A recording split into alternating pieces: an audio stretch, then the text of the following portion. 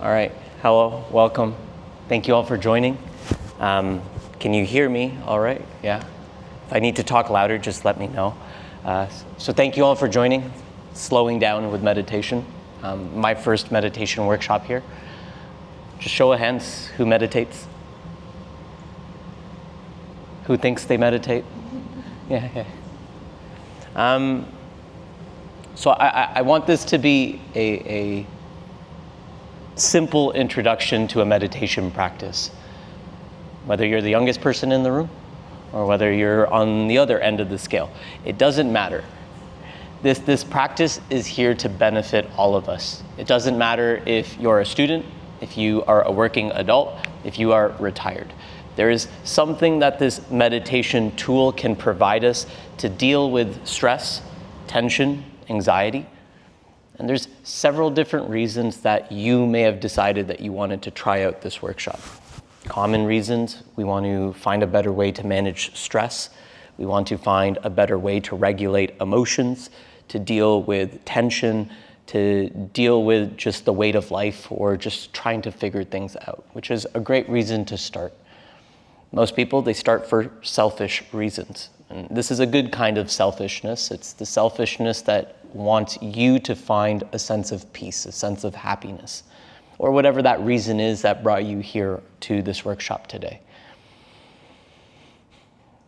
But ultimately, by the end of this, my hope is that you can understand how meditation as a tool isn't just designed to benefit you, but how the benefits you receive from this tool can then be extended outwards towards becoming a better person in general, a kinder person, a more loving person, a more compassionate person, whatever that may be. But this practice ultimately, although it starts with a benefit for you, which is a great place to start, change must begin from within, that the change that we are able to create within this practice can naturally extend outwards.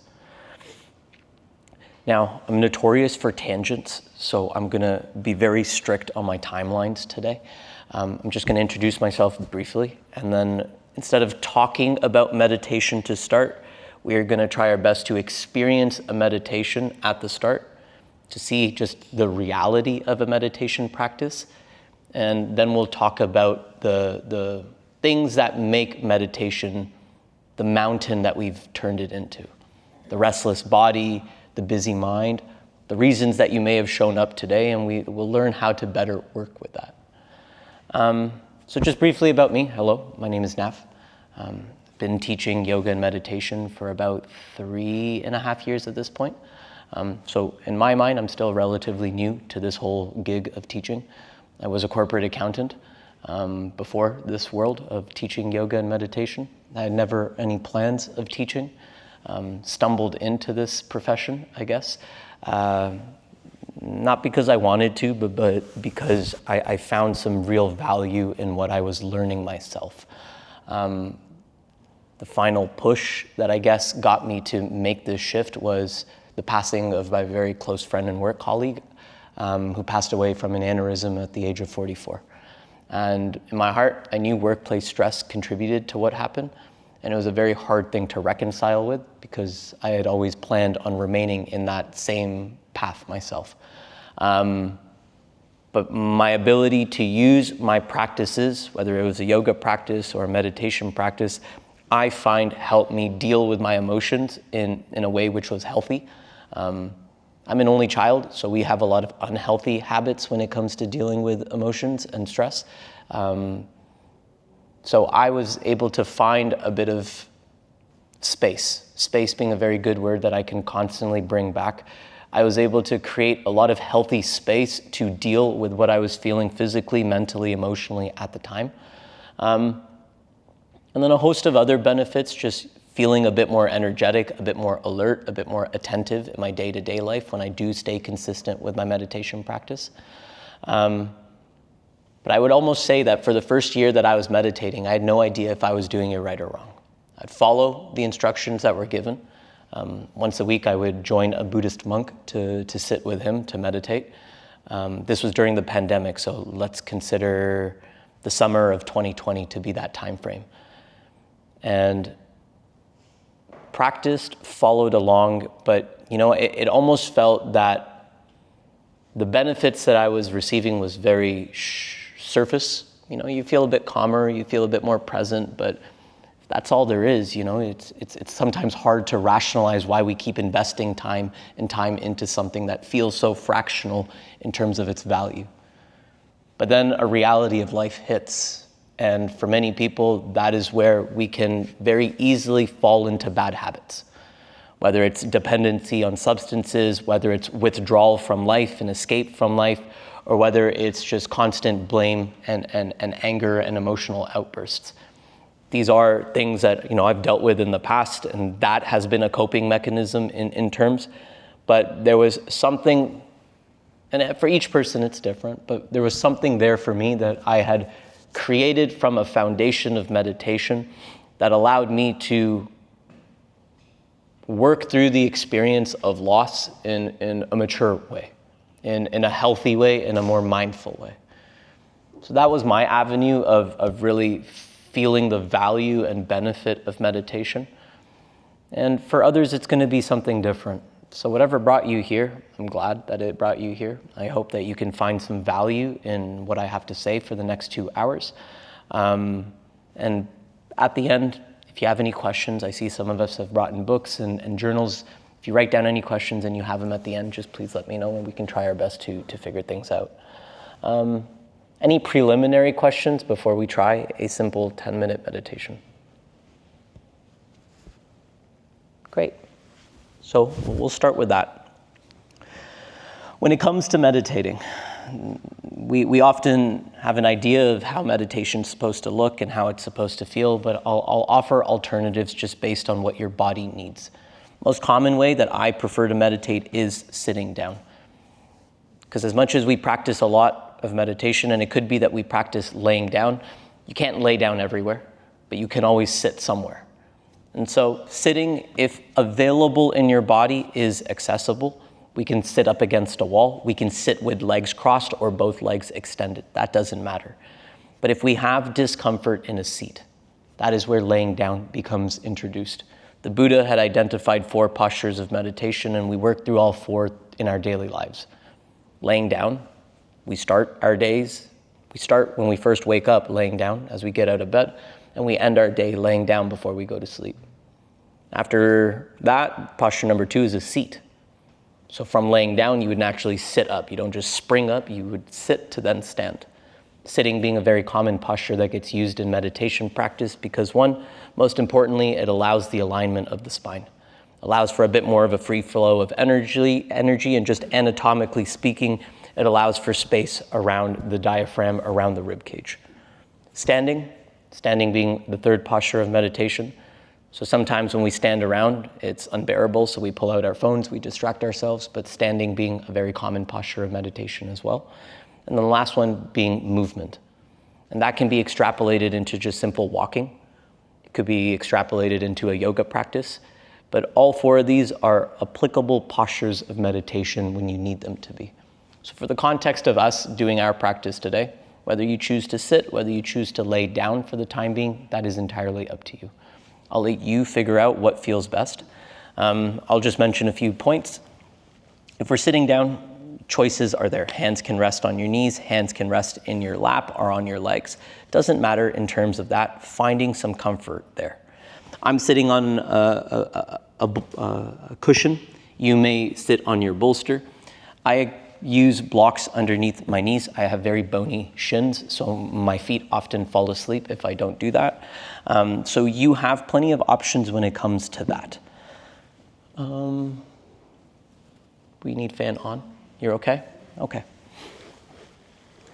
If we are choosing to sit, whether it's unassisted or with assistance, my main request is always the length of our spine so that we can sit confidently, we can sit with some strength. It's not that we need to tense ourselves up to be quite upright, but we just want to have that natural length. From the base of our spine to the crown of our head, a couple of soft touch points that you can focus on is just having your ears over your shoulders over your hips. almost like there's a little string that's plucking you up by the top of your head. If you're laying down, finding as much comfort as you can there. Arms may be by your side, arms may be on your body. Your choice is there with that. And just before you try to find softness in the posture, just notice if there's any movement that needs to be brought in. Just simple movement of rolling through the shoulders, maybe adjusting through the hips, just finding what feels best in terms of positioning of legs, of hands. Preference is there. You may choose to take off your spectacles, your glasses. You may choose to keep them on. Entirely up to you what feels most comfortable. For most meditation practices, eyes serve very little purpose, so we can always remove so that we are less likely or inclined to open our eyes during our practice.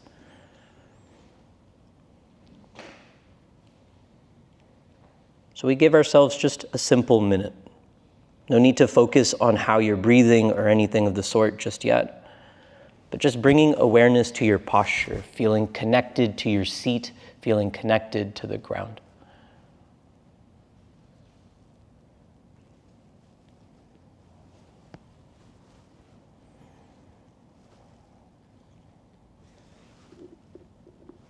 This first minute, simple minute, allows us to ground down,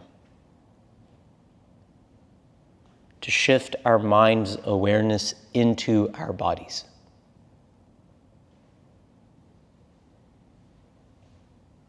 And as we shift, we just noticing where we can maybe soften things. Around the shoulders, around the hips.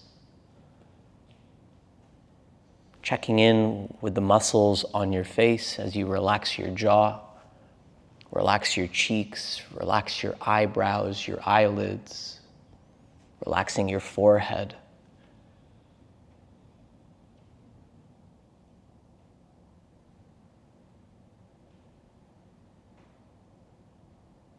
When we sit to meditate, we should try to have the softness when it comes to our face, the softness of a baby that is sleeping.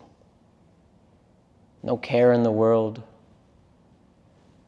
nothing to look forward to, just in bliss of sleep. And we allow that type of softness to extend itself into the rest of the body.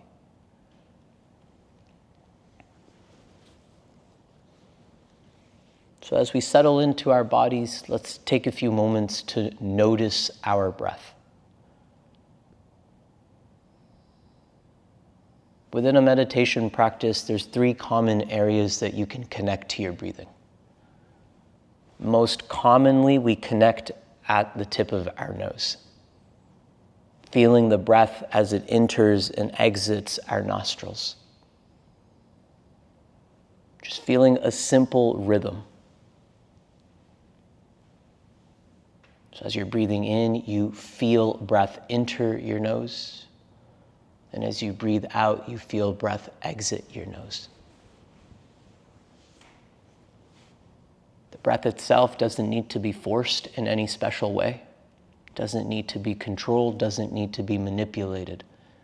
This is your natural breath, your normal breath.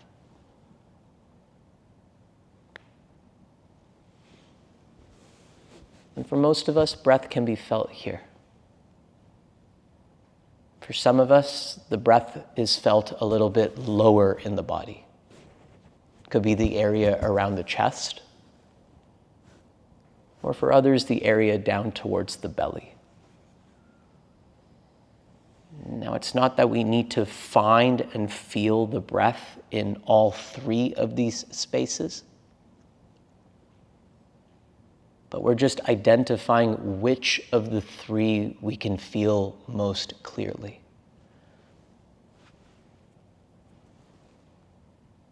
So just take a minute to do that, whether at the nose, the chest, the belly.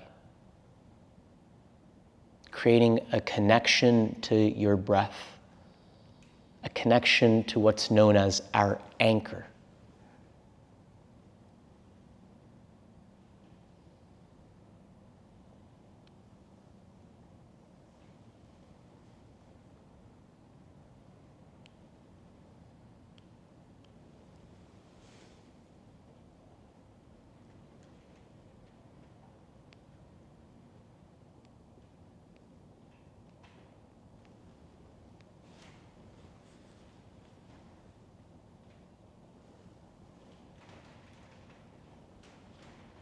And this is where the reality of your meditation practice will start to set in. As we settle into our bodies, as we settle onto our breath, the mind is bound to wander.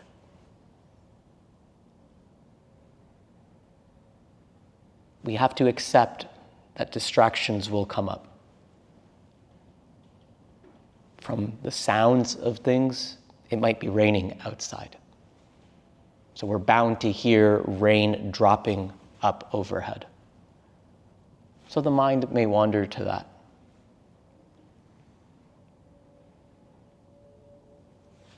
We hear the sound of maybe traffic, something outdoors, somebody driving quite fast.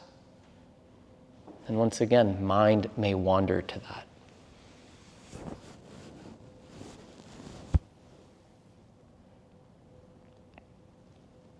Distractions may come from outside of you, like these sounds, but distractions also exist within you. As you sit, the neck may start to feel stiff. Your knees may start to ache. You feel an itch on the surface of your skin.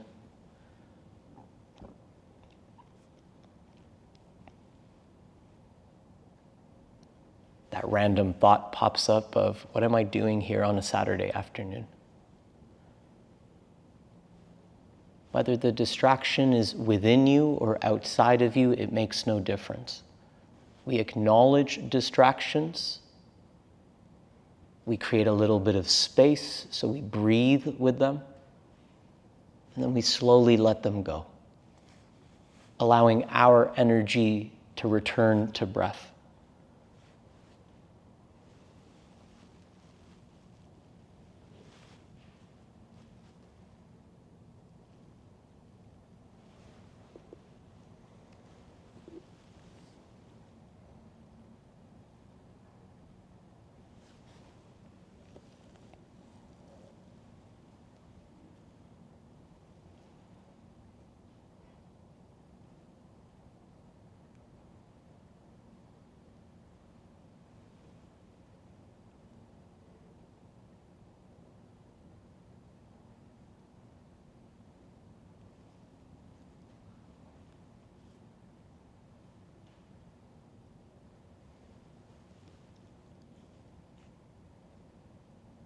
Our breath is smooth. Our breath is steady. Our breath is soft. Our breath is slow.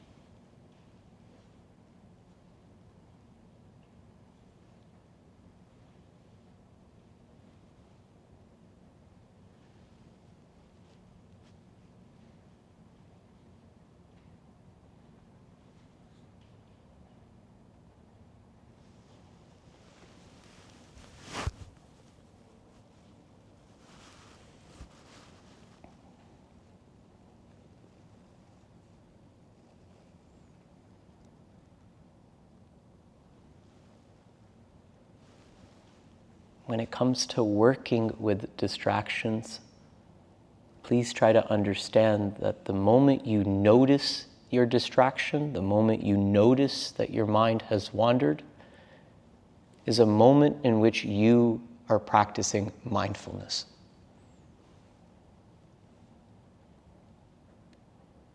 For the mindless mind would continue to wander. It would never have noticed. So please don't be disheartened if the mind wanders. It will.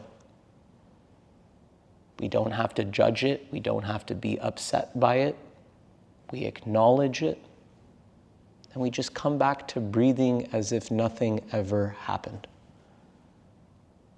Beginning again and again.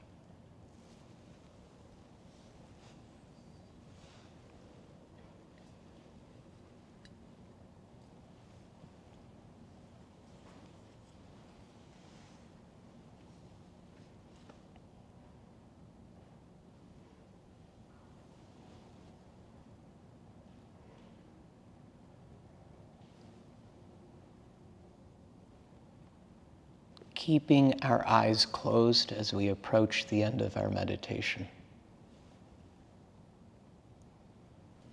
Just taking a few moments to notice how your mind feels now as opposed to 10 minutes before.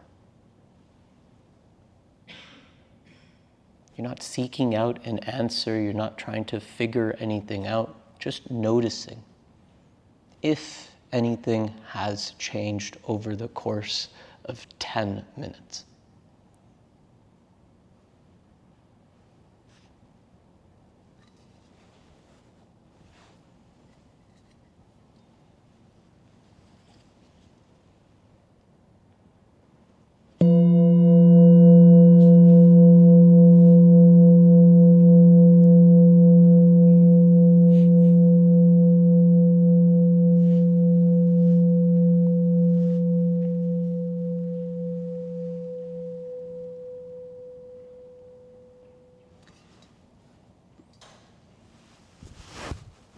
With that, we can take a few deeper breaths, maybe roll out the shoulders, wiggle out the fingers. I typically like to rub my hands together to create some heat within my palms and allow for that heat to wash over my face as I then take my time to reopen my eyes.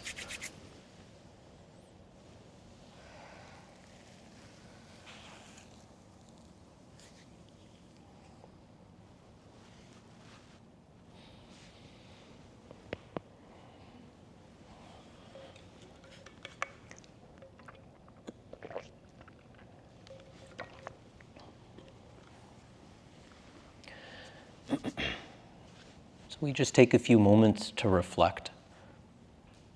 When we close our eyes, we naturally lose sense of time. So 10 minutes may have felt like 10 minutes. 10 minutes may have felt a lot longer or a lot shorter. But when it comes to working with the meditation practice itself, for some of us, when we sit to meditate, we feel quite distracted. We feel restless. We could feel drowsy, sleepy. And then for some of us, there is a sense of calm that comes into the body. For others, it's the quite opposite. You feel that your mind is racing. And what we have to figure out at this point in time is that all of these qualities, they exist in the mind. So it's not that we are trying to seek out a certain experience when we're trying to meditate. We can still have a beneficial meditation even if the mind is restless, even if the mind is agitated. Your mind is always changing. There's a lot of baggage we have to clean up here. Some days less, some days more. But what meditation at least does for us is that it reveals our state of mind as it is in this moment. And so naturally, when we sat to meditate, we may have heard a sound. Who got distracted by at least one sound that came up? Simple. Who may have felt or had reacted to something that came up in the body? Could have been an itch, could have been an ache, could be some form of discomfort in a joint. These are natural parts to it. Everybody's karma, the predicament of life experience that brought you to where you are today, will naturally influence how your meditation practices go. Someone that has had a lot of physical trauma in the body, their meditation practice is naturally going to feel different, look different than someone who lives a relatively stress-free life. It's not to say that that person with a stress-free life isn't going to have difficulty in a meditation practice, but each person has things to work through when it comes to meditating. I want to touch upon, I guess, two main things that will come up. Distractions or obstacles in the form of our body or in the form of our mind. We are usually moving from the time we wake up to the time we go to sleep. Not just physically moving, but mentally also stirring. Whether that's working a job, whether that's going to school, whether that's running errands, whatever it is that you have to do. These are natural responsibilities of life. They are the things that we cannot really ignore and push away. They are just a part of our daily lives. So the reality of meditation for many of us is that, I hear all of the excuses. I can't focus when I meditate. I'm too tired to meditate. I don't have the energy to meditate. My mind is too busy to meditate. All of those reasons should be the reason we choose to meditate, but they often end up becoming the obstacles we put in front of a meditation practice. So let's talk about something like the restless body. What makes monastic life, what makes meditation a more practical practice for monks is that they don't have bills to pay. They don't have to go use their body to do hard physical labor. They don't have to sit at a desk all day. They've taken a vow to live a certain kind of life. So for them, the meditation practice is a lot different. They don't have to worry necessarily about where their food comes because a lot of stuff is donated to temples and such. So in that sense, a lot of the mental burden is also placed off of them. They don't have bills to pay. They don't have children to look after. They may not even have a spouse or anything of the sort. But we are not monks. We are lay people. We are working in the world. We have responsibilities. We have people to look after. We have bills to pay. We have mortgages. We have day-to-day responsibilities. And in that sense, this practice of meditation has to be brought in for us. It is what keeps the mind clean. And this is usually where I talk about a very simple example. Who brushes their teeth day to day? I'm hoping everyone. Even those laying down, I'm hoping you as well.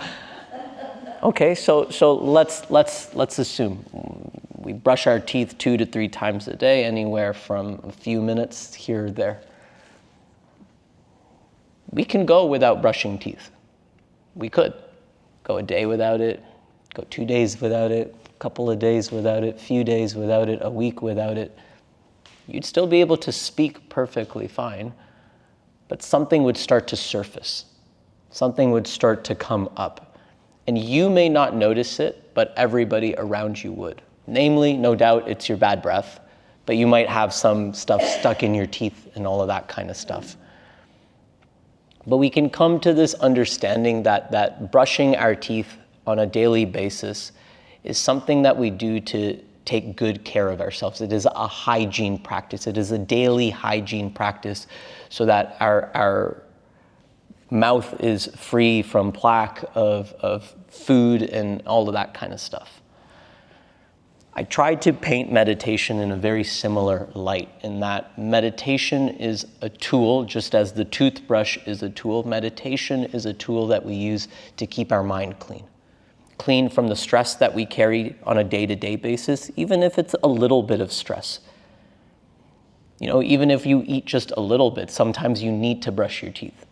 But meditation, likened to brushing your teeth, meditation can help us to clean up the stress that we carry in our lives, some of the thoughts that weigh down on our lives, some of the tension that we hold in our lives. But for some reason, meditation also then gets put into this light in which, it needs to look a certain way. You need to have certain conditions met to meditate. You need to have a space carved out for meditation.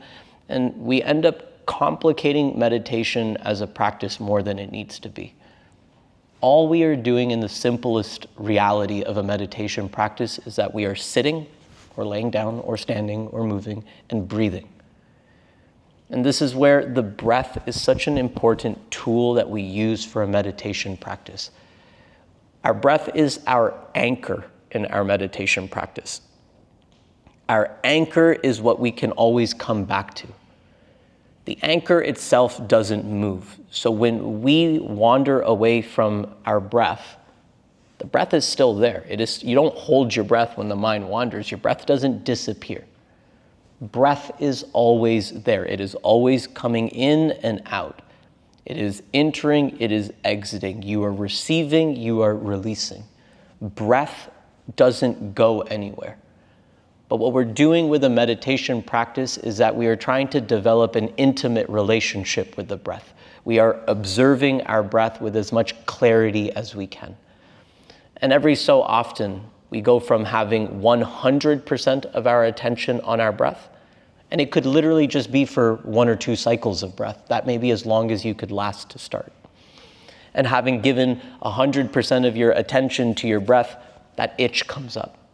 And so you give maybe 80% of attention to breath, and then 20% goes to this itch. And then something comes up in the knee. So then you have an itch and you have your knee. So you're addressing the itch and then the knee comes up. So you get rid of this, you start focusing on this. You're able to soften both of them, thought comes up. Oh, it's raining outside. Oh, I wonder if I put up the windows in my car. Oh, I wonder if I have the right shoes or the clothes when I then walk out of this room. And it's this endless rabbit hole that we get into when we get caught up in one train of thought. And what the breath does is it offers you a moment to press pause on it all, to maybe even stop, and to come back to your breath, this breath that will always be with you until the day you pass away. That is the reality of your breath. Your breath goes nowhere. It is always here. It doesn't ask anything from you or of you. All it's asking you to do is to listen to it, to hear it, to feel it. Does that make sense so far? So the restless body is able to find a sense of rest by focusing on breath. It's not to say that all the pain that you feel physically in your body dissolves. It doesn't disappear, but we create space. Once again, that word gets used time and time again by me. That is one of the most important qualities that our meditation practice can provide. Space. Space from all of the discomfort that you carry physically, for some of us, as the example. And then for others, it's the mind. And the challenge with the mind is this. Everything around us in this modern world is designed to steal our attention. Companies make money off of this. They don't even need advertisements on the app. They just need you to be on the app. And if you're spending time on your phone, on an app, that is less time that you're spending present. I refuse to believe that you can be on your phone and present in life. Those two cannot exist. Every moment spent on your phone is a moment that you are taking a step back away from being directly involved with life. And so that becomes, whether it's your phone, whether it's the emails that you're checking while you work, whether it's the Netflix, the TV series, all of these different forms of stimulation. And it's not that we have to become completely celibate from all of this. I'm not telling you to throw out your phone. I'm not telling you to unsubscribe from Netflix and all of that, because I still watch them, so how can I tell you to not? But the reality is that we have to know that these things are there. And what meditation would hopefully do as a tool for us is give us a bit more of a mindful relationship to these things. So that, for example, when we eat to simply eat. We don't just eat and then also have the TV on and we're talking and we're looking at our phone and we're distracted with 8 different things and then we don't even really taste what we're eating. At the gyms that I go to, very common, I see a lot of people on like the Stairmaster, but they're not on the Stairmaster, they're on their phone. They're taking the steps. The body is moving, but the mind is elsewhere.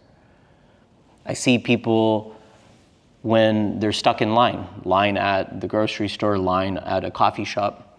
The body is standing, but the mind is elsewhere. It's on the phone. And I'm sure you can name your examples. We see people at red lights. People are in their cars, in their seats, but their mind is elsewhere because they're on the phone. And it's just this constant need to be stimulated from a lot of us. We've lost the ability to just sit with boredom. And that's kind of one of the realities of meditation as well. It's not the most stimulating, it's not the most engaging, for beginners. It's relatively boring. You are simply sitting and you are breathing. And many people that approach this practice from a place of resistance, especially given the messages that we are sold, that we need to do more. We gotta work faster, we gotta work longer, we gotta do more. A practice like meditation feels so counterintuitive, so counterproductive. How can I get something done when I'm doing nothing? And once again, if it's the act of cleaning, if we can just come back to that. If our mind is filled up with all the nonsense that we absorb on a day-to-day basis, all the news that we listen to, all the tabloids that we read, all the gossip that we hear, all of that. How can we make space for something meaningful when all of this exists within us? Meditation, once again, that tool to scrub your mind clean a little bit from this baggage that we carry. As a practice, this is one of the few practices that is getting us to intentionally slow down. A lot of things that we do, whether they're for our benefit or not, there's this act of speeding up with it. And when things start to speed up, it's very easy to get caught up in the speed of it all. Meditation's constantly the opposite. The moment you notice things speed up, the mind starts to get busy, the body starts to feel restless, we press pause. We press pause in that moment to slow down once again. The yogis believe that the key to a long life is slow breathing. That the average person takes between, 15 to 25 breaths. And scientifically, I think it's been quite proven that those that take 10 or fewer cycles of breath in a minute have a host of health benefits than those that are over breathing. And what we try to do is that by bringing ourselves into a state of rest, we are reassuring the body that everything is safe. And by feeling safe, we don't have to breathe in a way that we need to be on high alert. We're all familiar with fight or flight, our sympathetic nervous system. Whether we know it or not, intentionally or unintentionally, for most of it, it's unintentional. But from the time you wake up to the time you go to sleep, you are in some state of fight or flight. You are in this mode of shallow, rapid breathing. Common things that do it is stimulation. Stimulation just asks us to be a bit more engaged with the content that we're consuming. But the stimulation that we consume with our eyes generates stimulating thoughts in our mind, which generates stimulating hormones in the body. It's all connected. What we see relates to then what we think, and what we think will naturally manifest into how we feel. And all of that gets layered with all of this breathing, and all of these breathing habits then just put us in a state of high alertness. So as a tool, once again, meditation, an opportunity to slow down throughout your day. And I think this is ultimately why we need to focus on meditation, not just for one simple reason, but it is a holistic tool that can benefit our health, physical health, mental health, emotional health. If you want to go down the layers of spiritual health, it is all there as well.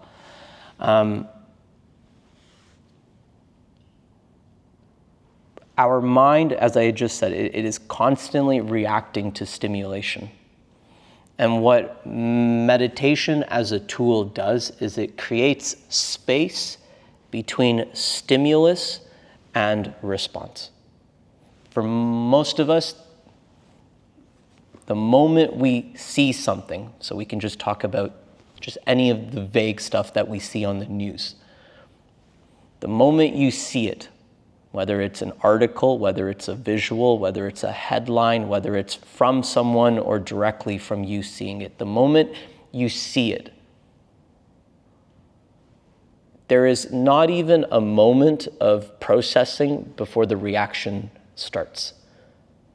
And the reactions are varied. We're not here to talk about politics or anything of the sort, but there's no shortage of news that is consumed. Not too long ago, you wouldn't remember, but you would have to wait till about 7 p.m. to watch the news, 6 p.m. to watch the news. There was a time that news came up. And now we live in an economy where news is constantly pumped out. So there's no shortage of news, but we don't hear a lot of the good news. We hear all the bad news because the bad news creates more reactions. It generates more engagement. And it's the same thing with our mind. When we start to notice all the chaos in the mind, we react to it. We react to it that much more, which only creates further frustration for us and our inability to slow things down.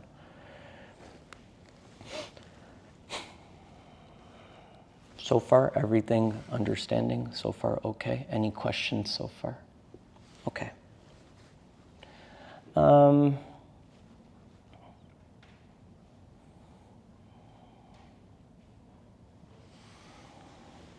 When it comes to our breath, there are times, nasal breathing is what we're trying to use. That this being the strongest anchor that we have. It's always with us. It's always changing. And how we breathe reflects ultimately how we feel and how we think. There will be times, for today's meditation workshop, I want to focus only on breath awareness as a meditation practice. There are several different types of meditation practices that focus on different things. Body awareness being one, so something like a body scan meditation. Loving kindness meditation that focuses more on heart-centered qualities. There are visual meditations that may use imagery or visualization techniques. And they all have a time and place, they all have a purpose. My preference when it comes to introducing meditation is to work with the simplest tool that we have, and that tool is our breath. Most of us aren't aware of how we are breathing until it's until we fall off a cliff. So it's in moments of heightened situations, heightened stress, heightened emotional states, anxiety, think about a panic attack, think about raging hot anger. All of these extreme emotional or mental states in which we feel the breath come to the surface because it's very fast, it's very heavy, it's very hard. But the challenge at that point in time is that we have never built a relationship to our breath. And so we don't know what to do with our breath. And naturally what happens when we sit to meditate, and it doesn't happen all at once. A little bit here, a little bit there. Moments in your life, things come up. But we naturally experience a lot of different states of mind and a lot of different emotional landscapes when we sit to meditate. I think a lot of people have this misconception that meditation is a practice in which you are trying to find relaxation, happiness, and peace. And it can be that, but I still find that to be a very shallow meditation practice. Reason being is that what are you going to do when loss enters your life and you're looking for that peace and happiness from your meditation practice? We have to be able to sit with discomfort as well when it comes to meditating. We have to sit with the hard truths from time to time.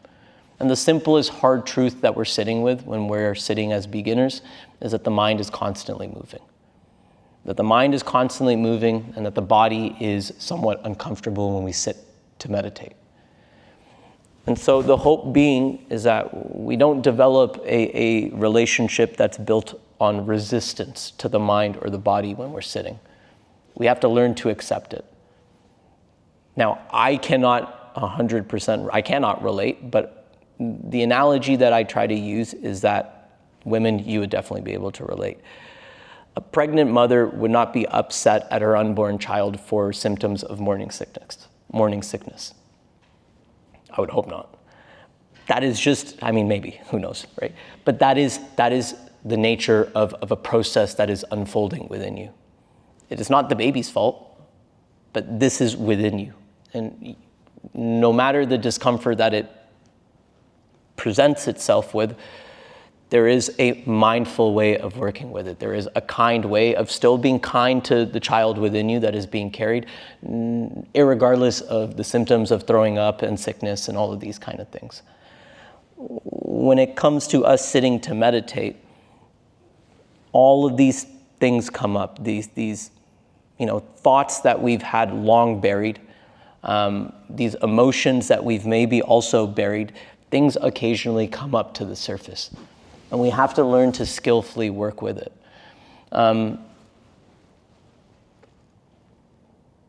For me, I remember I'm going to go towards the relationship with anger. As an only child, I repressed a lot. I repress and suppress. It's just a very easy tool to use when you don't have anybody that's willing to listen. And the only people that listen are your imaginary brothers and sisters. So repression being a very common tool that I was accustomed to using. But repression of emotions doesn't help because they get stored within you. And then naturally something sets you off and then you lash out at people that had nothing to do with the original emotion that came up. What I have found is that a deeper meditation practice has allowed me to notice these emotions when they come up. And in noticing when they come up, you're able to feel them with a bit more clarity. So, certain emotions, like an anger we can go towards. There's typically some heat associated with anger. For some of us, it manifests in different places. Common places, some people get really hot ears, hot and heat in the center of their chest, hot hands. Heat literally enters the body during moments of anger. But a lot of us, like I had said, because we don't have the relationship to anger, when the stimulus enters, reaction follows almost immediately. So something got you angry, and without creating space for the anger, you let anger take over and you become angry. But there's every possibility that as anger starts to come up, you notice it, and the noticing is you being present with yourself. It's bringing awareness to your body and breath. Meditation, awareness, mindfulness as a practice allows you to notice things. Wisdom would ultimately be the tool that you would use to make the change. So you can be mindful and aware, but still choose to be angry. Those are two separate things. Or you can notice as anger comes up, you feel the anger in your body, you're aware of anger having entered. And if you know better to not lash out or to not say the negative thing, then you could make the mindful decision to not do that. The challenge is that, for some of us, these things take time to process. So one way that it was explained to me is, say in a world before meditation, somebody got you angry and you would stay angry for a full 24 hours. Okay, no problem. You start to meditate, you start to become aware of your emotions, you start to become aware of your state of mind, you start to become aware of your body. Same person says the exact same thing for you. You still get angry, but now maybe it's not a full 24 hours, maybe it's 20 hours. Example. 20 hours becomes 16 hours. It slowly whittles. The intensity of your anger, which may have been felt at a 10 out of 10 on a scale, maybe over time, as you start to meditate, develop your sense of mindfulness, it fizzles down from a 10 to maybe an 8, a 7, a 6, who knows.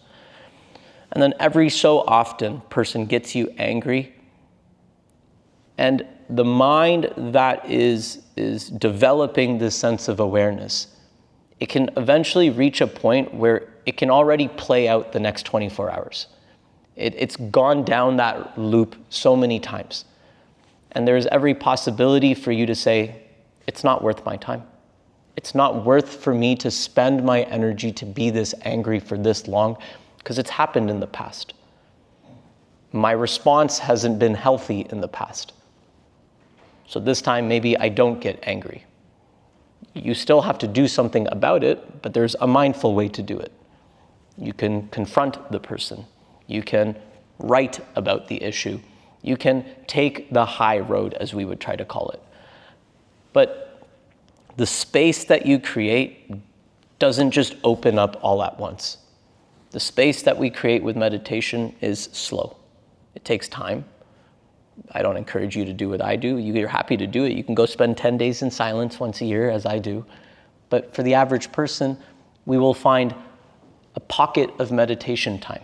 Could be 5 minutes in the morning, could be 5 minutes in the afternoon, 5 minutes after work, 5 minutes at the end of the day. That may be more than enough.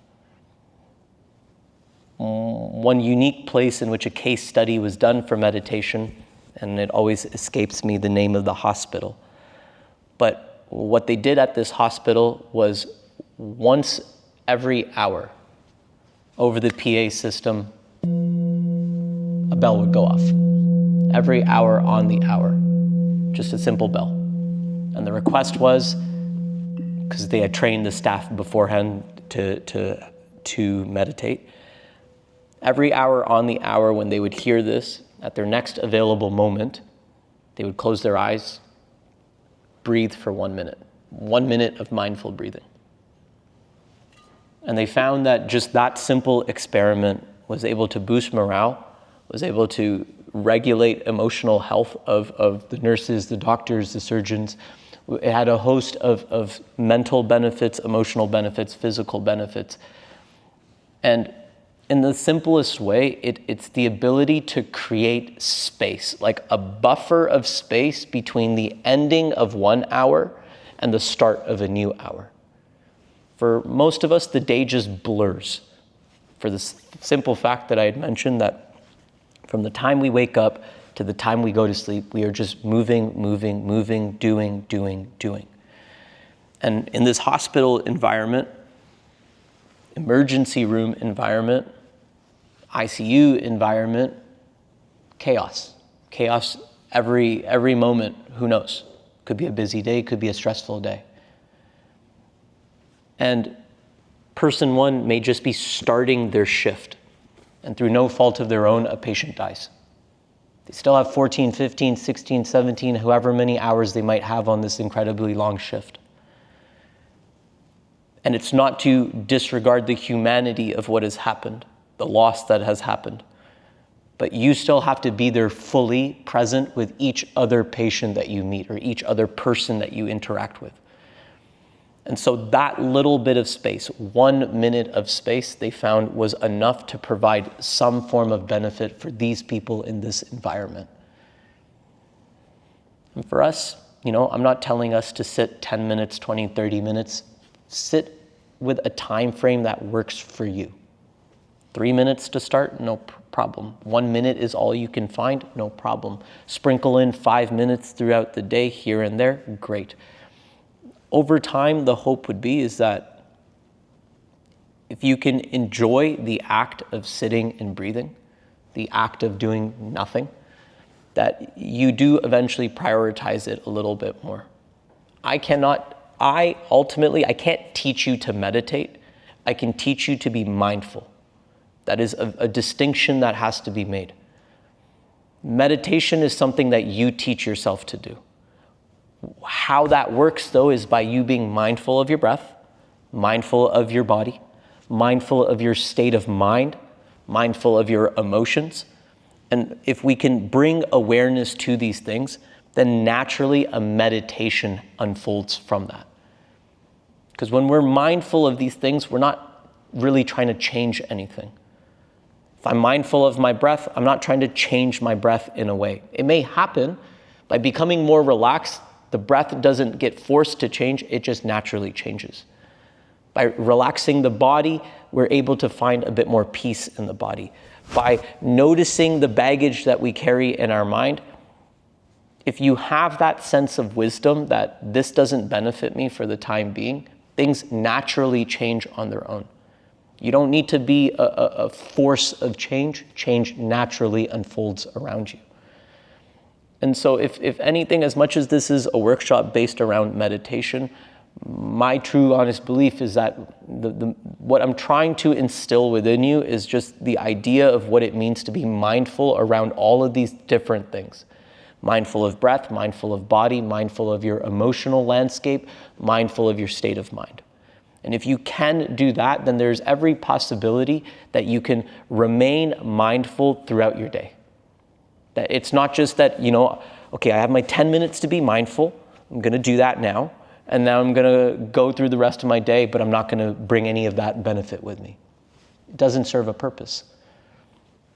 You notice how you are when you are with yourself. And if you're able to cultivate that sense of mindfulness, then there's every possibility that you can remain mindful to some degree as you move throughout your day. We've approached the end of the first hour. I'm going to just encourage a quick 5-minute break if you need to use the washroom, if you need to grab a drink, and then we'll reconvene. If you have any questions in the time being, please let me know. Otherwise, a little shake of the legs, a little walk out, no problem. Okay, hopefully 5 minutes was enough to just shake things out.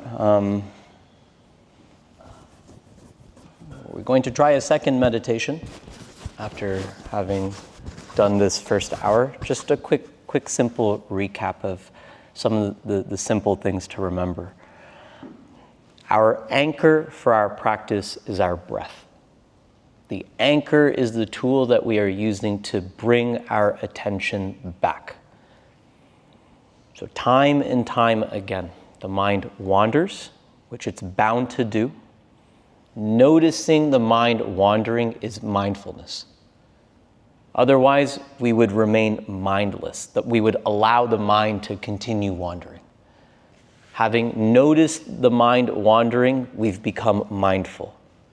From that place of mindfulness, we come back to the breath.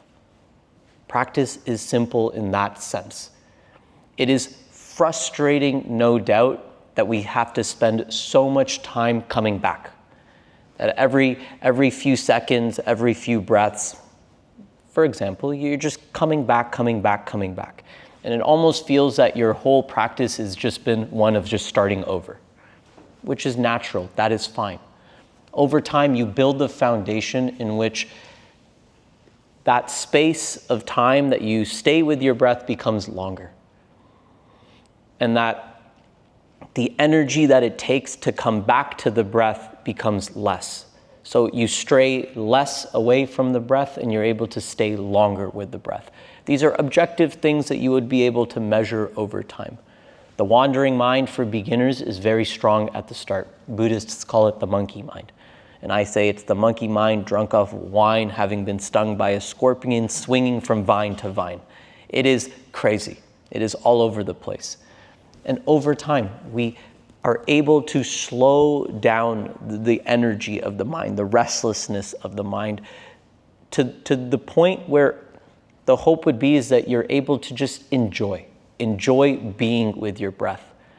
It is just something that we don't think about a lot. An abstract question I often pose is, what is your belief around your breath? We don't really consider it. Has anybody considered a belief around their breath? And so for me, the way that I phrase it to myself is that my breath is my spiritual connection to life.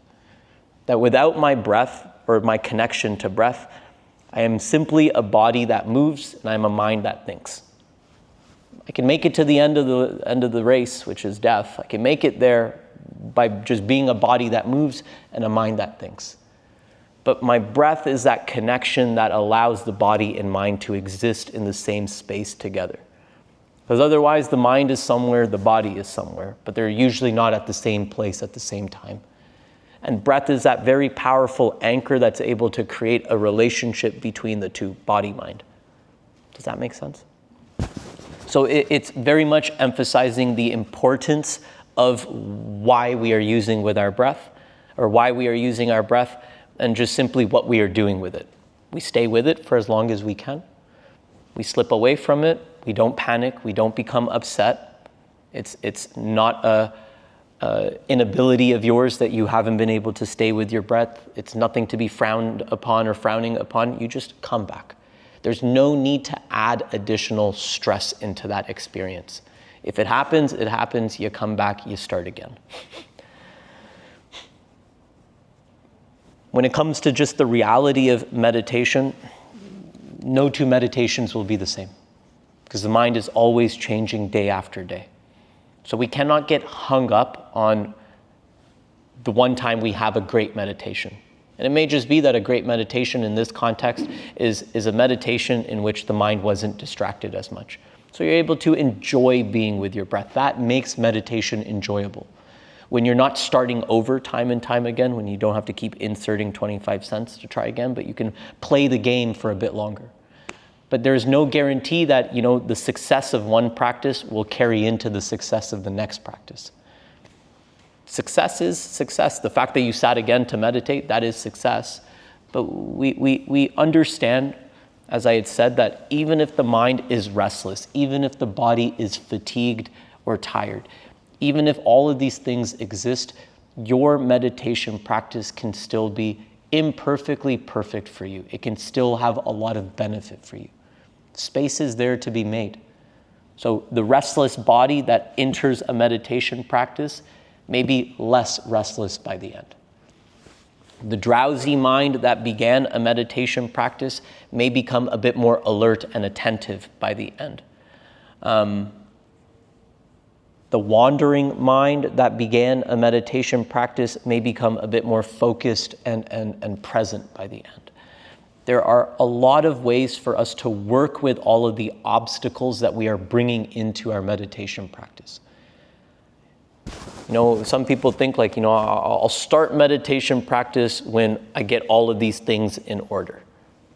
But then by the time those things come into order, you probably have a bunch of other things that are in disorder. So there's no shortage of things that we have to work with, whether it's physical baggage, mental baggage, emotional baggage. There's always things to work with when it comes to our meditation practice. And then just in terms of the practice itself, I'll talk a little bit more about how we can integrate it into our lives, but in just the simplest way of practicing. No harm in laying down. My preference, although to be seated, once again, no harm in laying down.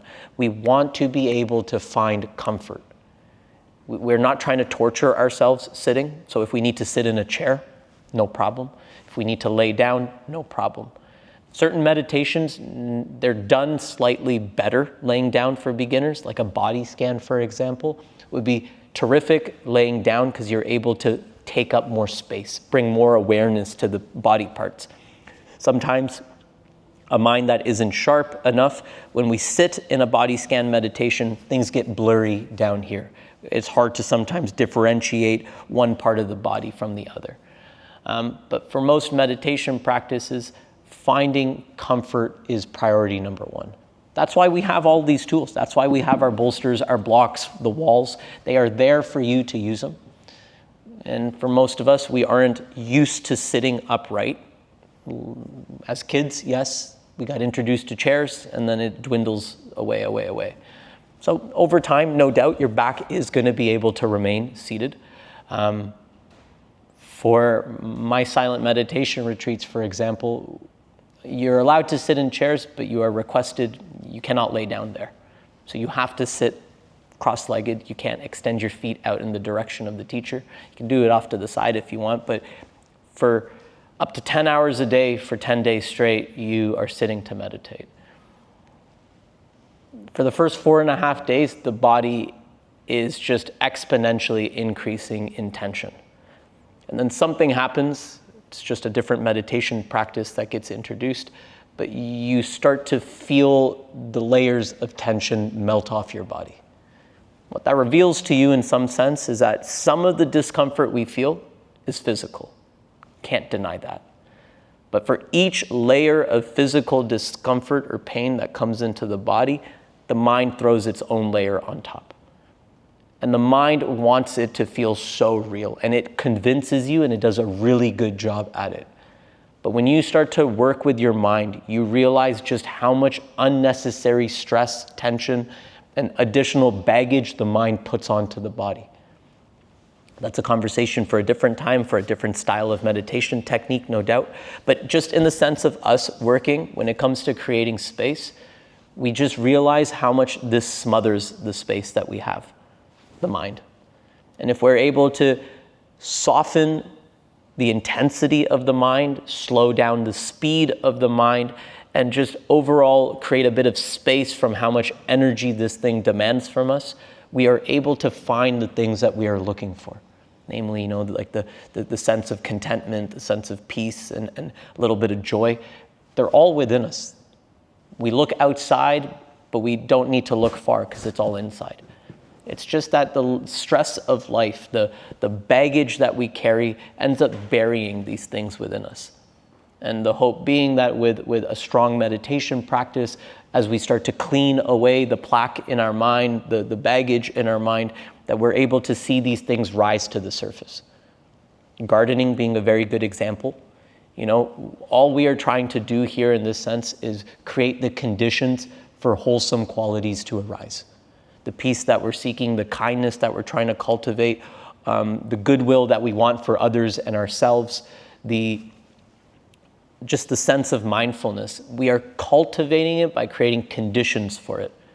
A mindful body will allow things to come up. Being mindful of your emotions, being mindful of your state of mind, being mindful of your breath. These conditions allow for these wholesome qualities to arise. To be a peaceful person, to be an honest person, honest with yourself, truthful with others, all of that kind of stuff. You wouldn't plant a seed in the garden and then start yelling at it to grow, right? So when we're sitting to meditate, we're not forcing the mind to get straight. We're not forcing the mind to concentrate. It'll happen. We don't need to rush it. And if we can work patiently, but still very persistently, we have to be very persistent with the mind. So there's a little bit of balance of patience and persistence. But in doing so, we are here to ultimately create these qualities of mind that are ultimately very beneficial for us. And the benefits we receive, they naturally then extend outwards to others, to families, to friends, to loved ones, to strangers. All the possibility is there. So let's try a second meditation. Given all that we have kind of learned from the last hour, we start again, finding a comfortable posture. Once again, you may choose to start seated. You may start on your back. If you wish to try one of the other postures, no problem. If you wish to change your leg position, you can. I don't really introduce it often enough, but just something like a more Japanese style of seating.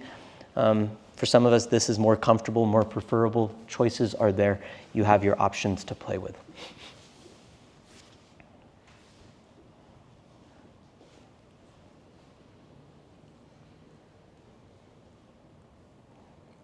Once again, before we start with the breath, we begin with the body.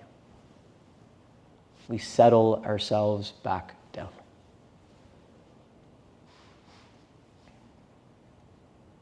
Although it's only been an hour since the last meditation, things may have changed in the body. Namely, we've been sitting for a lot longer since then. For some of us, the 5-minute walk may have helped shake out the legs, move some energy around. But as we've come back to sit, maybe some of that tension comes in again. So we take a moment to notice what we are working with physically for our meditation practice this second time around.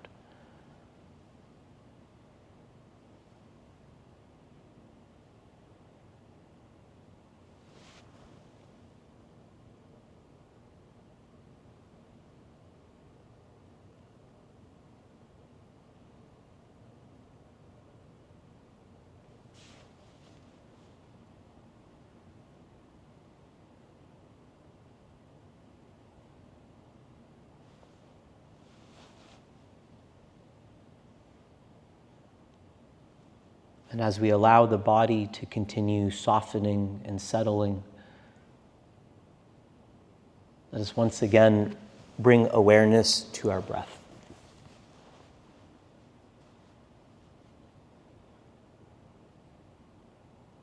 We had one of 3 areas to notice our breathing: nose, chest, or belly.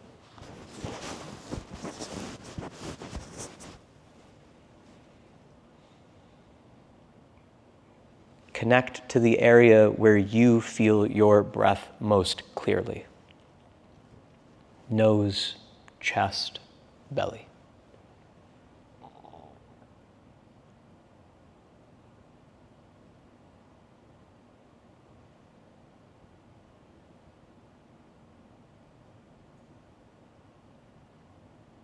Connecting to that breath, let it be smooth. Let it be steady. Let it be soft. Let it be slow.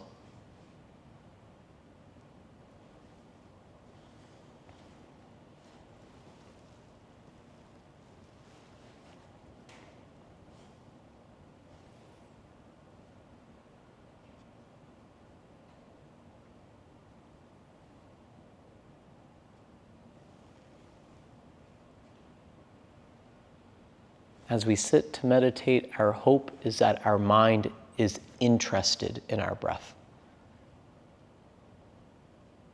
That the energy of our mind can remain with the breath.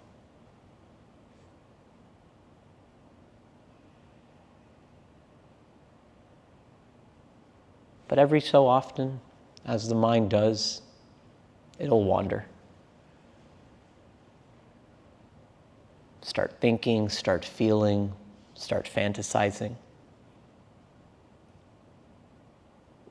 You might come up with the best idea you've ever had all day. That's okay.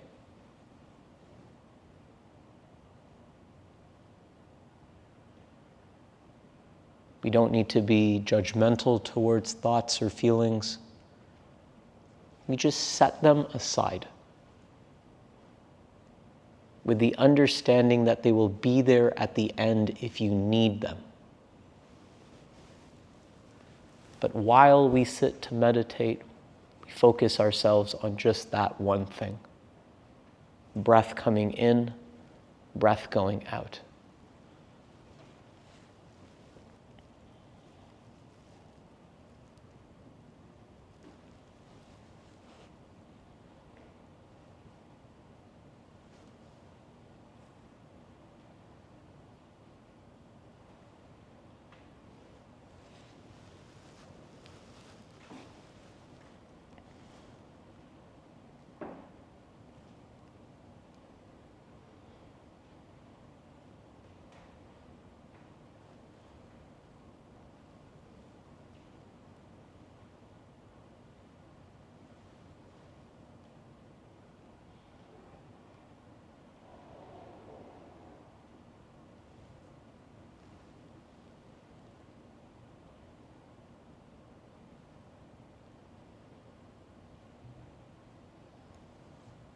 We may be able to notice how the qualities of our breath reflect into our body and mind.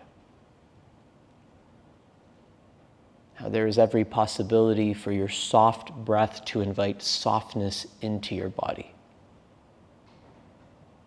How your slow breath can slow down the speed of thought within your mind.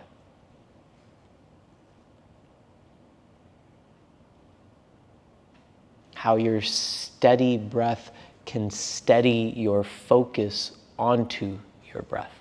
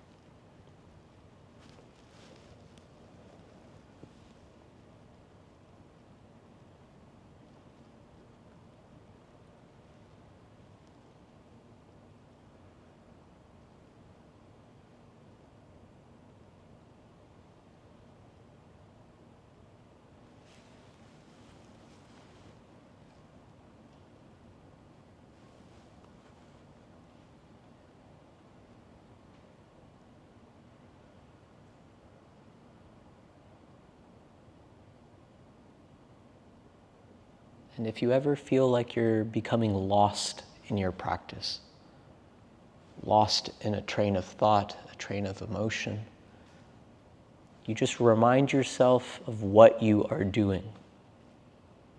And in the simplest form, you are sitting and breathing. So you can always come back to your physical body as you sit. Your mind can always come back to this moment by breathing.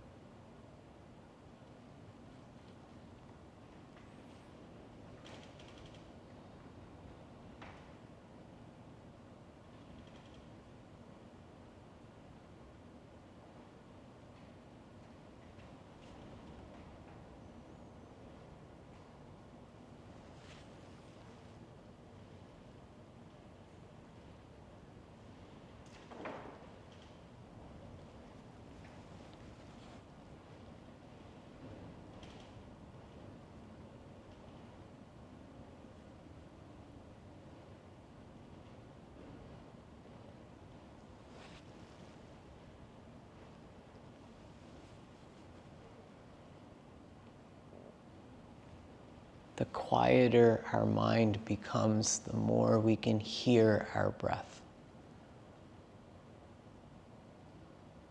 The more we can allow curiosity to take over our practice so that we can remain engaged with our breath.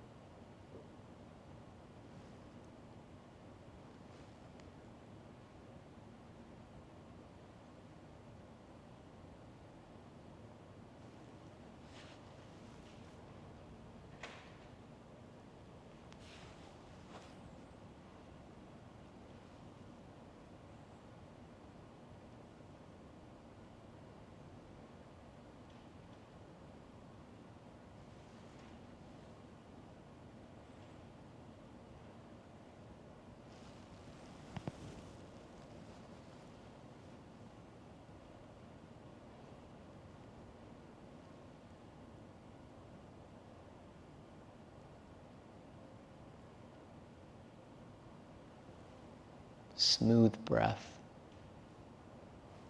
steady breath, soft breath, slow breath.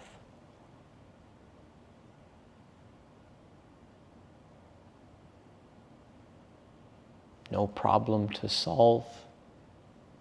Nothing needs to be fixed. We accept our practice as being imperfectly perfect for what it is.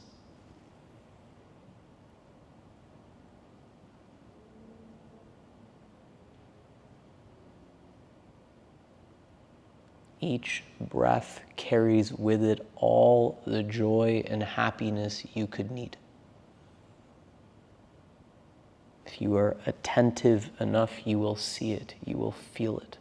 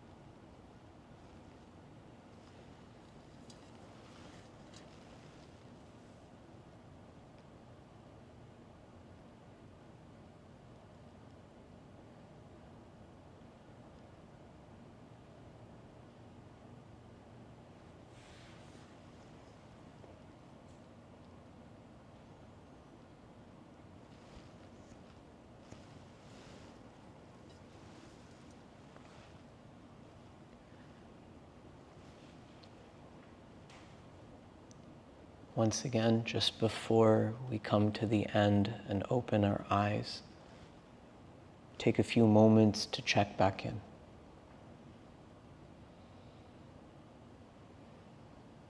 Not looking for your answers, but just noticing once again what feels different now from when you began.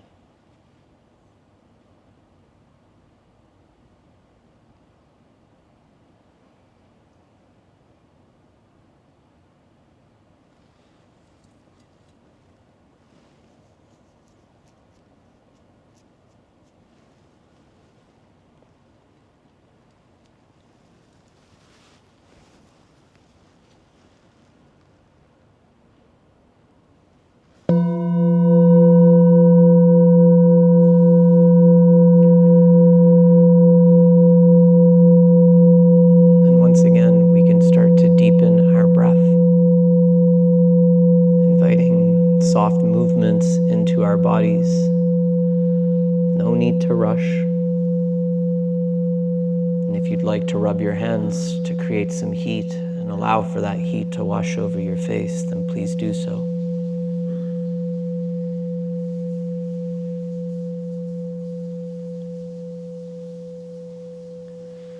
When you do feel ready, we can once again open our eyes.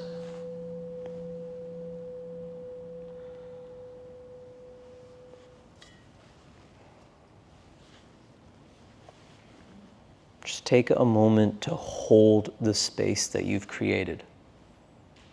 It's very natural that when a meditation practice finishes, a flood of thoughts may come back in.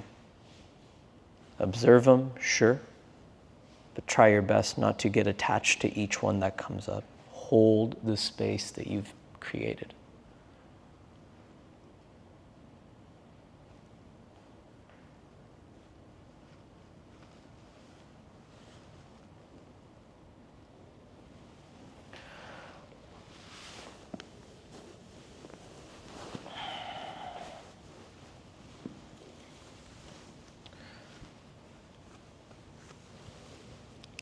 So just in terms of a very soft reflection, did this meditation feel different from the one that we did an hour ago?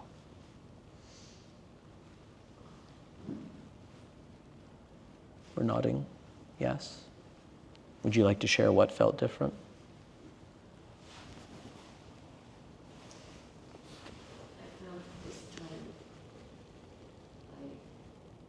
Didn't just focus on my nose. I was three. I went nose, chest, and it was sort of like a bellows. I kind of gently focused on other things. A little bit of a visual. That's okay. That's great. So you're able to create more space. Yeah. Awesome. Anybody else want to share anything?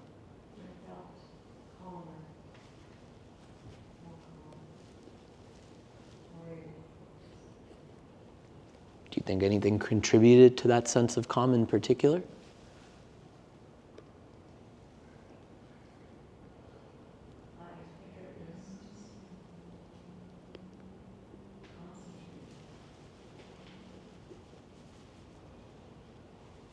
If you're not forced to share. I'm just inquiring if anything comes up.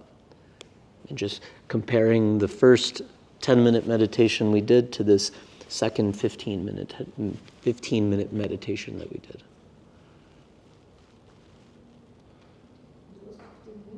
Yeah, it was 15. It was longer. It was longer than the first one. Yes.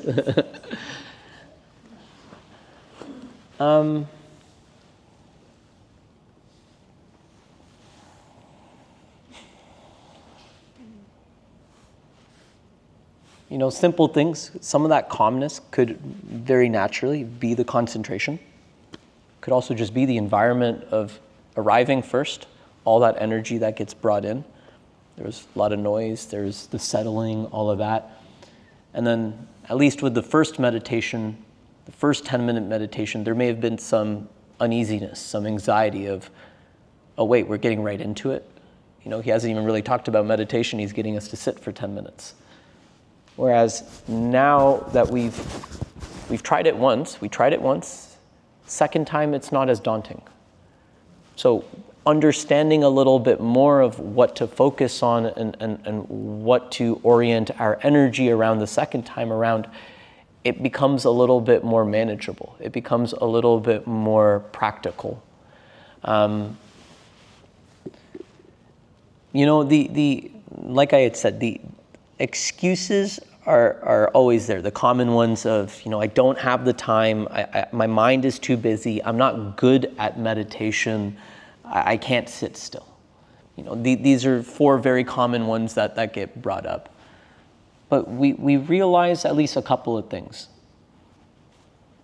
10 minutes isn't a lot of time to ask. And I'm not saying it always has to be 10 minutes, even 5 minutes is decent, 3 minutes, 1 minute, whatever that time is. The real question has to be is that if you cannot even give yourself 5 minutes in your whole day, then where is all your time going? Who is it going towards? Where is it being drained? Because we can all find 5 minutes. It's just that some of us are unwilling to find the 5 minutes. So it's very much intention-based. You have to be able to value the calm that you feel, the space that you create. If you do not value those things, then sure, meditation's not going to be for you, because you don't see the value in that calm mind or in the space that you're able to maintain.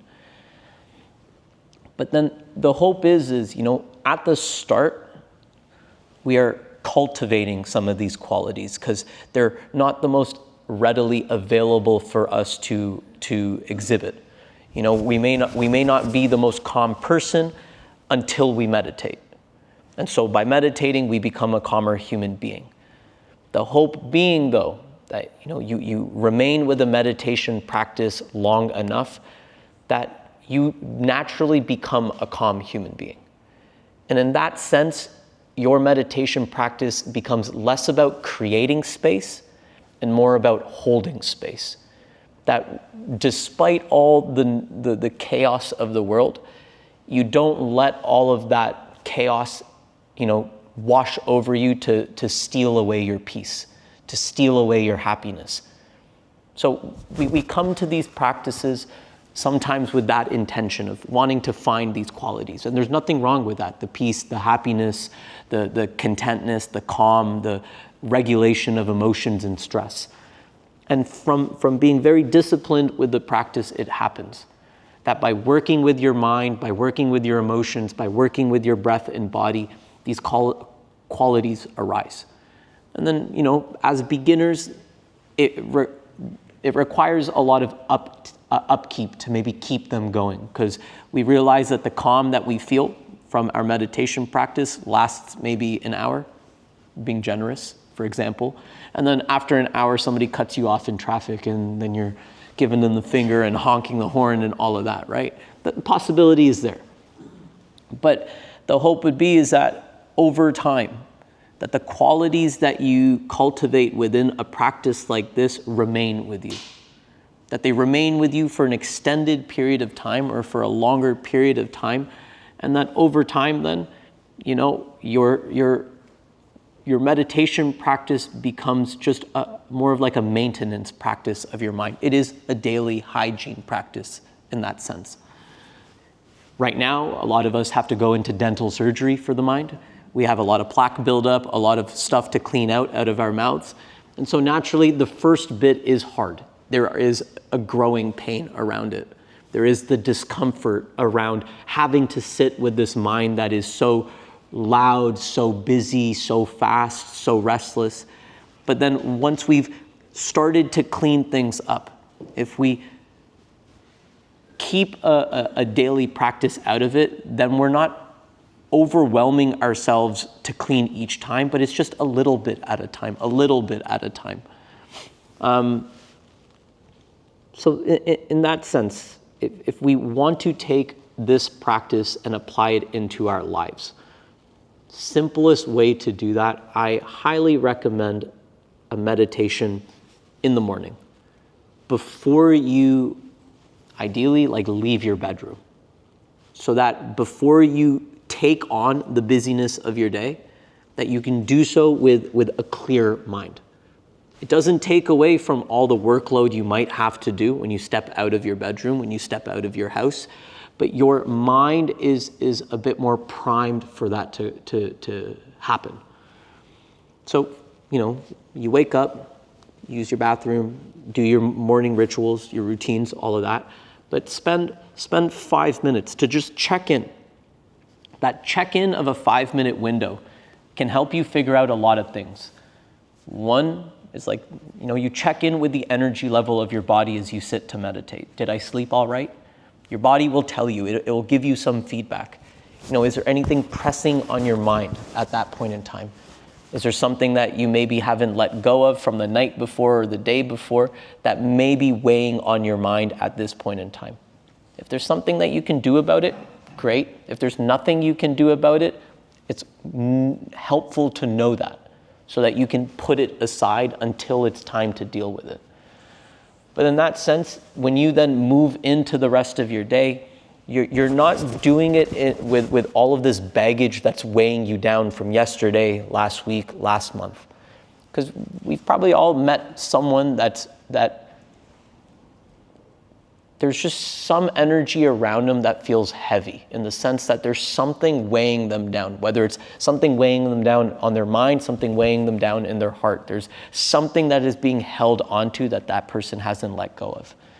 And meditation for us as the average person allows us to work with a little bit more space internally, so that when we do deal with the reality of our lives, the stress and tension and the busyness of our lives, that we don't become overwhelmed by it and then constantly in reaction to it. Other wonderful times to meditate. For some of us, if we work 9 to 5s, or if we have a time during lunchtime, just a great 5-minute window for you to acknowledge what's happened in your morning. If you've had a stressful morning, it's just a 5-minute opportunity for you to notice what's happened, and then once again, tap into your wisdom to let it go so that you can approach the afternoon with a bit more clarity, a bit more calm. End of your workday, great time.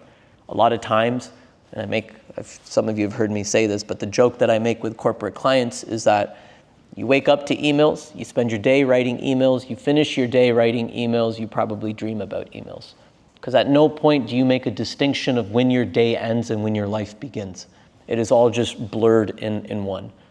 And so for individuals that may work very stressful lives or stressful jobs, or if you're just stressed out from school, that is an opportunity once again for you to acknowledge these things as they come up. Not to ignore them, but to just respectfully put them to the side. They'll be there when you need to address them, but when you're moving into the next part of your day, you can do so with a bit more space, a little bit more clarity. End of the day as well, 5 minutes, great time. Just depending on the appetite and the energy levels of a person, you don't want to spend too long of a time meditating at night, just for the simple sake that it's very easy that your meditation turns into a napitation, turns into a snoretation, and then you're falling asleep, which may be just a simple sign that that's what you need. Your body needs rest. But we have to distinguish that meditation is not a tool that we are necessarily using for relaxation. It's a byproduct of what happens when we are creating space. So when we start to soften some of the tension we carry in the body, relaxation naturally comes up. But we don't meditate to relax. It happens, but that's not the primary focus of our meditation. Naturally, we're just trying to meditate to be present, to notice all that is happening in the body and mind. And if we can notice if we're tense and soften tension, relaxation comes up. If we notice that the mind is busy and we can create some space and slow it down, meditation would naturally calm down the mind. But we're not seeking these things to happen. They naturally happen as a byproduct of our practice. But even then, for that 5-minute window at the end of your day, it's just once again an opportunity for you to do a very soft check-in to see how you feel and what's on your mind. Some of us, we go to bed at night and we have trouble sleeping because we haven't let go of our day. And if we don't let go of our day, for some of us, it manifests in bad dreams and nightmares and all of that. So we have an opportunity before bedtime to check in with ourselves. And this check-in, once again, isn't, you're not trying to give yourself a therapy talk, but it's just a very simple moment of reflection, of quiet contemplation. There may be something that you can do about it. Say before bed, you're sitting to meditate and you just feel tension in your body, physical tension. There's very simple yoga postures that can be done that don't require a lot of full body movement, or just some simple movement of the neck. If there's something pressing on your mind or heart, and you are of the type of person who journals, which I highly encourage people to do, it's just an opportunity to write down some notes, whether it's on an actual physical journal or whether you end up using your phone. These are just ways that you can strengthen your sense of mindfulness through a tool like meditation. But ultimately, like I just mentioned, journaling, great tool to also have. Space. Journaling literally creates space. It's able to take everything that you hold up here and put it out there in a way that you can objectively see what you think. And that can sometimes have so much liberating power, because what we hold onto up here sometimes feels very overwhelming. It feels almost like very daunting to confront. But when we put something that feels almost, very scary to look at up here into words out there, it sometimes feels very laughable that we can be so overwhelmed by these type of simple thoughts. And it's the same thing with just sitting to meditate. When we sit to meditate, sometimes like the strangest thoughts come up, the strangest feelings come up. And there is a possibility that we get swept by it from time to time, but we always have the opportunity to pause and to see these things with a bit more clarity. That ultimately it is just a thought. That we are ultimately the ones that give power to thoughts or to feelings. And what we're trying to do with meditation is that we're not trying to get so emotionally involved or to let these things, overpower us, but we can see them for what they are. In Buddhism, there are 3 tenets that Buddhist philosophy follows, and I'd spoken about it on Tuesday. Anicca, anatta, and dukkha. Anicca is the quality of impermanence. Everything is coming and going. It rises, it passes away. Thoughts rise and they pass away. Doesn't matter how long the rising remains. They may stay for a while, but eventually things subside. They pass away.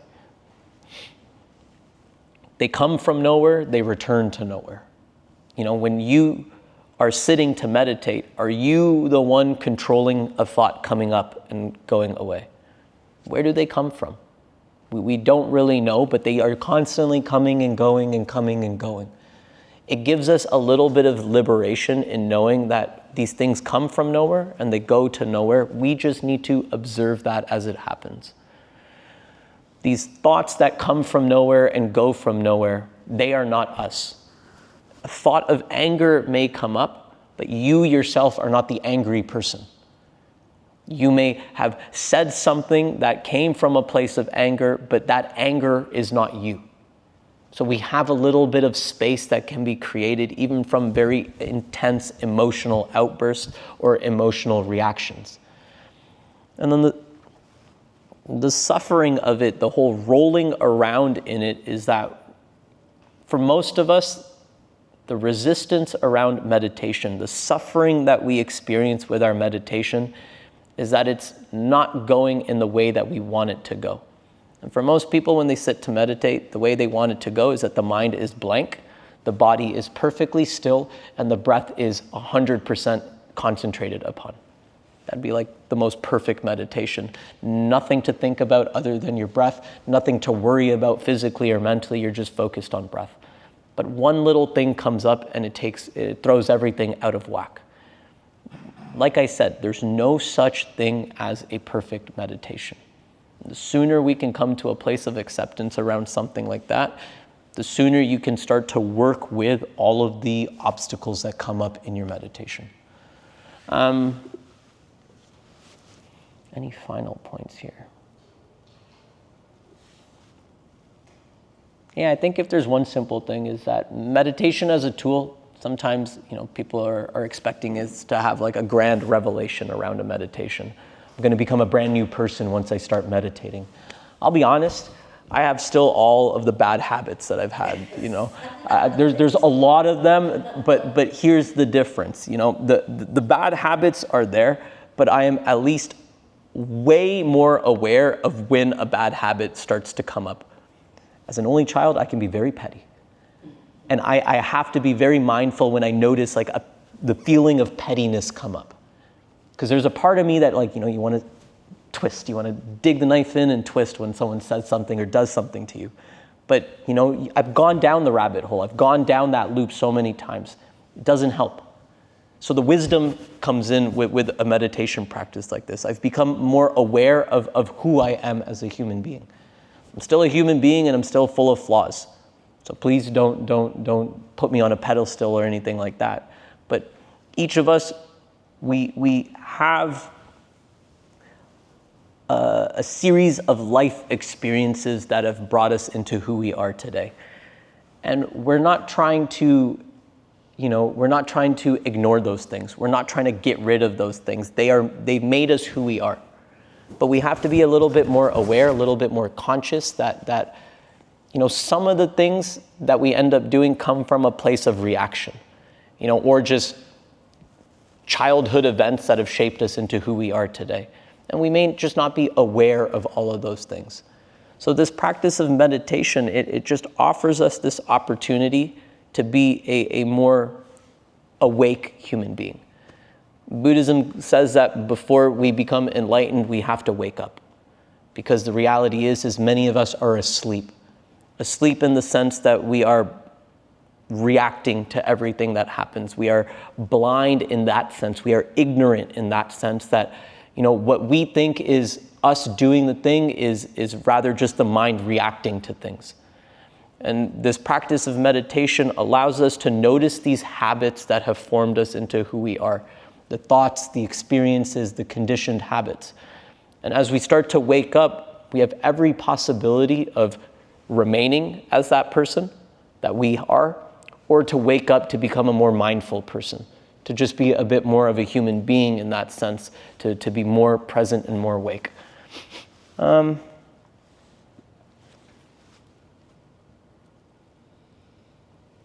think that's kind of the bulk of what I've had to share today. Just looking over my final notes. Is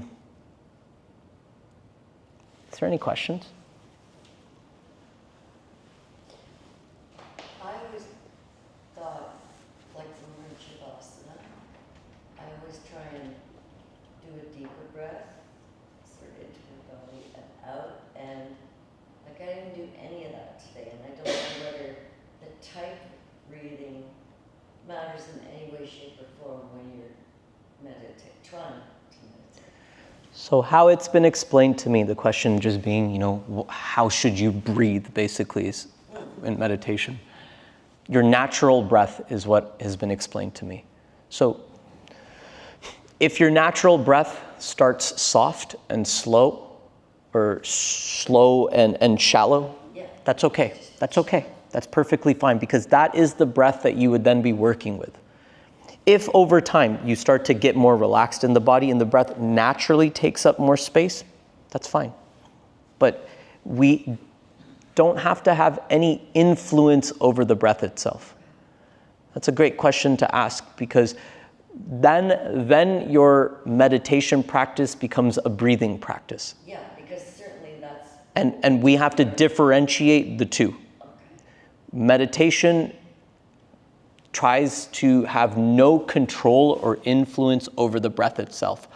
All meditation wants us to do is to observe, to see what is happening with as much clarity as we can find.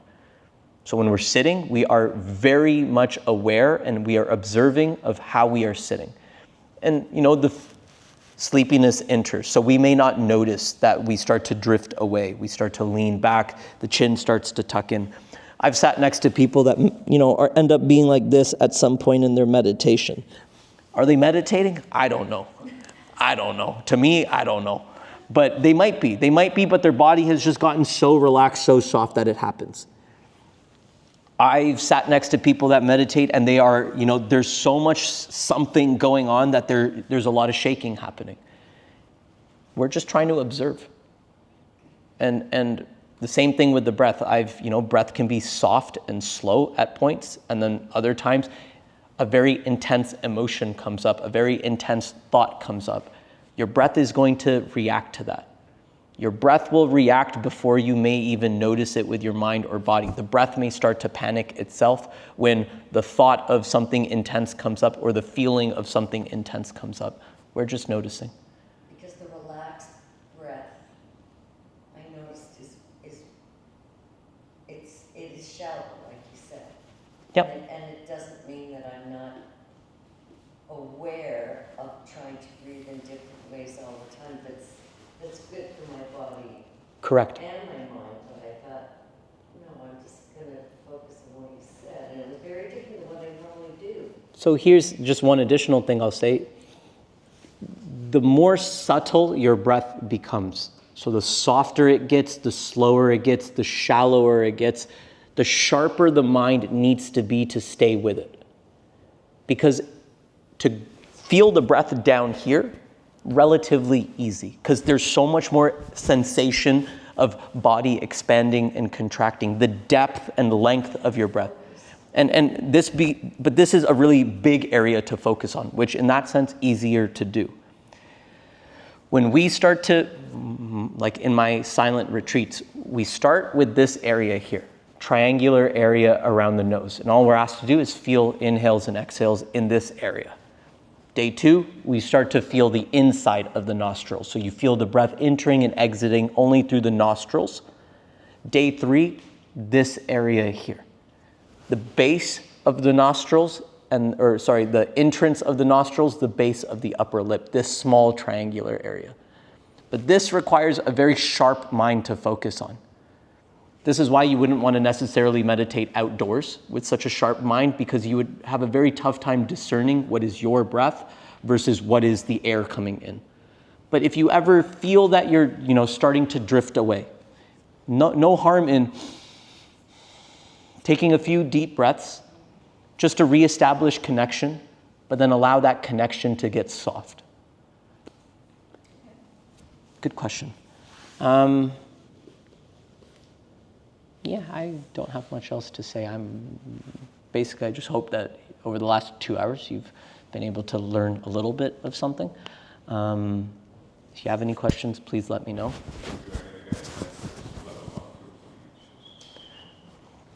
So I think I wouldn't consider there to be levels to this, but where I could definitely take this is with offering a few different styles of meditation so that people can understand.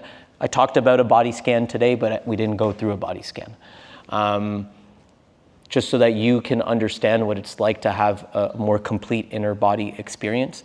If there's certain things that you're interested in learning more about in, say, like a level 2 kind of class or something more about meditation, that's definitely something that I can offer. With the town of Oakville, I've done like a 9-week progressive course in offering meditation. So it's all dependent, but no, I do plan on offering another meditation course, yeah. I was having a visual because it helped me, and I don't like that little balance. That's fine. We don't need to discredit. Visual, remember when you, Yeah. in the beginning and you said, oh, God, and then a visual? Yeah. Is that kind of thing, or is it? There's nothing wrong with having training wheels. Training wheels can come in the form of incense, a pleasant smell. They can come in the form of nice, soft music. Nothing wrong with that. My only main point is this: there is every possibility for you to find the peace, the quiet, the contentment, the calmness that you gain from visualization, from incense, from sound. All of those things that are possible with all those training wheels are also possible without any training wheel. It takes time to get there. but it is possible. And so whenever you need the training wheels, they are always there. You need visualization, no problem. You need to count your breath, no problem. These are things that I didn't talk about today specifically, but because I don't want to get caught up in it. But from a question standpoint, I see no problem in it, but we just have to eventually know that there is a point in time where it's okay to take a step away from the training wheels, because you've developed the foundation to use awareness alone. You know, when we do a body scan, I often tell people, without moving the body, bring awareness to your toes. And at least a few people I see do this, you know, like they're just wiggling their toes because there's a lack of maybe trust around it or whatever, or a lack of patience around it. But there's every possibility of being able to have the sense of awareness to cultivate all the qualities that we're trying to find, and also to use the training wheels when they're needed. Cool. Yeah. Thank you. Thank you all for coming today. I appreciate it all.